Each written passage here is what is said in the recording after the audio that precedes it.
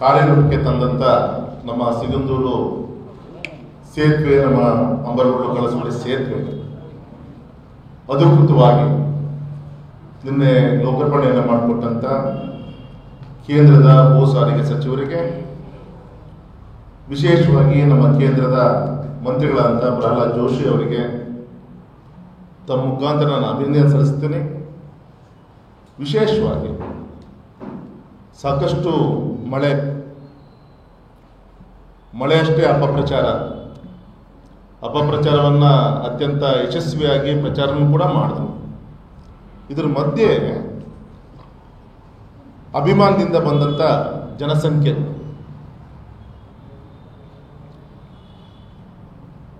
ಪಿಂಡ್ of silent ಪಾಪ 12 ಗಂಟೆ ಬಂದಂಥವ್ರು 4 ಗಂಟೆಯವರು ಕೂಡ ಪೆಂಡಾಲಿಂದ ಒಬ್ಬರು ಕೂಡ ಎದ್ದು ಹೋಗೋದ ರೀತಿಯಲ್ಲಿ ಸುಮಾರು 20-25 ಸಾವಿರಗಿಂತ ಒಂದು ಸಮುದ್ರ ರೀತಿಯಲ್ಲಿ ಜನ ಬಂದು ಆ ಕಾರ್ಯಕ್ರಮವನ್ನು ಯಶಸ್ವಿ ಮಾಡಿದಂಥ ನಮ್ಮ ಕ್ಷೇತ್ರದ ಇನ್ಕ್ಲೂಡಿಂಗ್ ಬೈಂದೂರು, ಈ ಕಡೆ ಕೊಲ್ಲೂರು ಆ ಕಡೆ ಕೂಡ ಸಂಪರ್ಕ ಆಗೋದ್ರಿಂದ ಆ ಭಾಗದಿಂದಲೂ ಕೂಡ ಪ್ರಮುಖರು ಬಂದಿದ್ದರು. ಬಂದಂಥ ಎಲ್ಲ ಕಾರ್ಯಕ್ರಮ ಯಶಸ್ವಿ ಮಾಡಿದಂಥ ಎಲ್ಲರಿಗೂ ಕೂಡ ನಾನು ಅಭಿನಂದನೆ ತಿಳಿಸ್ತೀನಿ. ಮತ್ತು ವಿಶೇಷವಾಗಿ ವೇದಿಕೆಯಲ್ಲಿರುವಂಥ ಪಡೆ ಅಥವಾ ವೇದಿಕೆಯಲ್ಲಿ ಇಲ್ಲದಂಥ ಒಂದು ಪಡೆ ನಮ್ಮ ಸಾಗರ ನಮ್ಮ ಜಿಲ್ಲೆಯಲ್ಲಿದೆ. ಸ್ವಂತ ಮನೆಯ ಕಾರ್ಯ ರೀತಿಯಲ್ಲಿ ಸರ್ಕಾರಿ ಕಾರ್ಯಕ್ರಮ ಆದರೂ ಕೂಡ ನಮ್ಮ ಜಿಲ್ಲೆಯ ಪ್ರತಿ ಮನೆಗೂ ಕೂಡ ಆಮಂತ್ರಣ ಪತ್ರಿಕೆಯನ್ನು ತಲುಪಿಸಿ ಈ ಕಾರ್ಯಕ್ರಮವನ್ನು ಯಶಸ್ವಿ ಮಾಡಿಕೊಟ್ರು. ಹಾಗಾಗಿ ಆ ಕಾರ್ಯಕ್ರಮಕ್ಕೆ ಶಕ್ತಿ ತುಂಬಿದಂಥ ಎಲ್ಲ ಪ್ರತ್ಯಕ್ಷ ಪರೋಕ್ಷವಾಗಿ ಸಹಕಾರ ಕೊಟ್ಟಂಥ ಎಲ್ಲರೂ ಕೂಡ ತಮ್ಮ ಮುಖಾಂತರ ಅಭಿನಂದನೆ ತಿಳಿಸ್ತಾ, ವಿಶೇಷವಾಗಿ ನಮ್ಮ ಪತ್ರಿಕಾ ಮಾಧ್ಯಮ ಒಂದು ವಾರದಿಂದ ಒಂದು ಪೂರಕವಾದಂಥ ಒಂದು ವಾತಾವರಣವನ್ನು ಈ ಕಾರ್ಯಕ್ರಮದ ಯಶಸ್ಸಿಗೆ ತಮ್ಮದೇ ಆದಂಥ ಕೊಡುಗೆ ಇದೆ. ನಮ್ಮ ಜಿಲ್ಲೆಯ ಒಂದು ಆಸ್ತಿ, ಆ ಸಂತ್ರಸ್ತರಿಗೆ ನ್ಯಾಯ ಸಿಗಬೇಕು ಅಂತೇಳಿ ತಾವು ಕೂಡ ಈ ಪ್ರಚಾರವನ್ನು ರಾಷ್ಟ್ರಮಟ್ಟಕ್ಕೂ ಕೂಡ ಮುಟ್ಟಿಸುವಂಥ ಕೆಲಸವನ್ನು ಮಾಡಿದಂಥ ಪತ್ರಿಕಾ ಮಾಧ್ಯಮದ ಸ್ನೇಹಿತರು ಕೂಡ ನಾನು ಅಭಿನಂದನೆ ತಿಳಿಸ್ತೀನಿ. ನಾನು ಈ ಸಂದರ್ಭದಲ್ಲಿ ಇಷ್ಟು ಮಾತ್ರ ಹೇಳೋದು, ಕೆಲವು ಒಂದು ಹತಾಶೆ ಮನೋಭಾವದಿಂದನೇ ಏನೋ ಗೊತ್ತಿಲ್ಲ, ನಮ್ಮ ಗೌರವಿತ ಮುಖ್ಯಮಂತ್ರಿಗಳಿಗೂ ಕೂಡ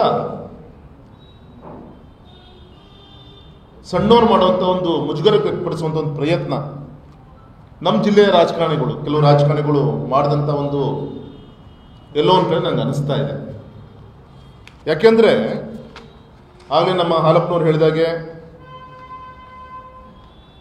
ನಾನು 25ನೇ ತಾರೀಕು ಜೂನ್ ಸಂಜೆ ಹೋಗಿ ಗೌರವಿತ ಗಡ್ಕರಿಜಿಯವರನ್ನು ಭೇಟಿ ಮಾಡಿದೆ. ಏನು ಹೇಳಿದೆ ಗಡ್ಕರಿಜಿ ಹತ್ರ? ಈ ಒಂದು ಸೇತುವೆಯನ್ನು ಆದಷ್ಟು ಬೇಗ ನಾವು ಇನಾಗ್ರೇಷನನ್ನು ಮಾಡಬೇಕು, ಅದರ ಒಂದು ನೀರಿನ ಮಟ್ಟ 1819 ಅಡಿ ಇದೆ. ಅವತ್ತು ನಾನು ಹೋಗಿದ್ದ ದಿನ 1800 ಅಡಿ ಅವತ್ತಿನ ಒಂದು ಲೆವೆಲ್ ಇತ್ತು. ಲಾಂಚಿಗೆ ದಾಟಬೇಕು ಅಂದರೆ 1810ರಿಂದ 11 ಕೂಡ ಆ ಫೀಟರು ಕೂಡ ದಾಟುತ್ತೆ. ಇನ್ನೊಂದು ಅಡಿ ಹೆಚ್ಚಾದರೂ ಕೂಡ ಲಾಂಚು ನಿಂತೋಗುತ್ತೆ.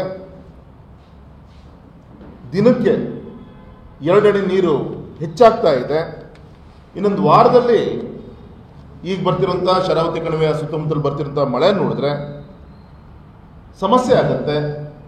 ದಯಮಾಡಿ ತಾವು ಬಂದು ಉದ್ಘಾಟನೆ ನೆರವೇರಿಸ್ಕೊಡ್ಬೇಕು ಅಂತ ಹೇಳಿದಾಗ ಅವರು ಒಂದೇ ಮಾತು ಹೇಳಿದ್ರು, ಅಧಿವೇಶನ ಬೇರೆ ಶುರುವಾಗುತ್ತೆ, ಅಧಿವೇಶನ ನಂತರ ಬರ್ಬೋದಾ? ಇಲ್ಲ sir, before that we have to inaugurate that bridge. ಸಾಕಷ್ಟು ಸಮಸ್ಯೆಗೆ ಒಳಪಡ್ತಾ ಇದ್ದಾರೆ. ಮತ್ತು ಇನ್ನೊಂದು ನನಗೆ ಆ ಮಧ್ಯದಲ್ಲಿ ಒಂದಾದಂಥ ಘಟನೆ ಏನು ಅಂದರೆ, ಆ ಭಾಗದ PS ಅಶೋಕ್ ಅಂಥೇಳಿ ಅವ್ರ ಮಗಳು ಶಶಿದೇವಿ ಅಂಥೇಳಿ ಫೋನ್ ಮಾಡ್ತಾರೆ ಸಂಜೆ 5 ಗಂಟೆಗೆ. ಚೆನ್ನಣ್ಣ ಫೋನ್ ಮಾಡಿ, ಸರ್ ನನ್ನ ಮಗಳು ಬಾಣಂತಿ, ನನ್ನ ಕೈಯಲ್ಲಿ ಹಸುಗೂಸಿದೆ, ಲಾಂಚ್ ಬೇರೆ ಅರ್ಧ ಗಂಟೆ ಆಯ್ತು ಕೆಟ್ಟು ನಿಂತು, ನಾನು ಲಾಂಚ್ ದಾಟ್ ಆ ಕಡೆ ತುಂಬಿಬಾಗ್ ಹೋಗ್ಲಿಕ್ಕೆ ನನಗೆ ಮತ್ತೆ 2-3 ಗಂಟೆ ಜರ್ನಿ ಇದೆ ನನಗೆ. ಅವರ ಒಂದು ದಾರುಣ ಕಥೆಯನ್ನು ಹೇಳಿದಾಗ ಅವ್ರು ಇನ್ನೊಂದು ಹೇಳಿದ್ರು, ಲಿಂಗನಮಕ್ಕಿ 800 ಅಡಿ ನೀರು ಬಂದಿದೆ, ಇನ್ನು 10 ಅಡಿ ಬಂದರೆ ಲಾಂಚ್ ಓಡಾಡೋದು ಕಷ್ಟ ಸರ್, ಮಳೆಗಾಲ ಆದರೂ ಪರವಾಗಿಲ್ಲ ಸರ್, ಕೇಂದ್ರದ ಮಂತ್ರಿಗಳನ್ನು ಕರೆಸಿ ಸಾರ್ವಜನಿಕ ಹಿತದೃಷ್ಟಿಯಿಂದ ಆದಷ್ಟು ಬೇಗ ನಮಗೆ ಮುಟ್ಟಿಸ್ಕೊಟ್ಟು ಲೋಕಾರ್ಪಣೆ ಮಾಡಿಬಿಡಿ ಸರ್ ಅಂತೇಳಿ ಅವ್ರು ಕಣ್ಣೀರು ಹಾಕ್ಕೊಂಡು ಹೇಳಿದ್ರು. ನಾನೇನು ಮಾಡಿದೆ, ಸಡನ್ನಾಗಿ ಫೋನ್ ಮಾಡಿದೆ ನ್ಯಾಷನಲ್ ಹೈವೇ ಅಧಿಕಾರಿಗಳಿಗೆ, ದಯಮಾಡಿ ಈ ಥರ ಸಿಕ್ಕಾಕೊಂಡಿದ್ರೆ ಬಾಣಂತಿ ಮತ್ತು ಮಗು, ಆ ಸೇತುವೆ ಆಲ್ರೆಡಿ ಕನ್ಸ್ಟ್ರಕ್ಷನ್ ಆಗಿದೆ, ಅದೊಂದು ಕಾರ್ ಬಿಟ್ಕೊಡಪ್ಪ ಅಂತ ನಾನು ಮಾಡಿದೆ. ಇಲ್ಲ ಸರ್, ನಾವು ಎಕ್ಸ್ಪೆನ್ಷನ್ ಜಾಯಿಂಟನ್ನು ನಾವು ಇದು ಮಾಡ್ತಾ ಇದ್ದೀವಿ, ಆಗಲ್ಲ ಅಂದರೆ ಉತ್ತರ ಬಂತು.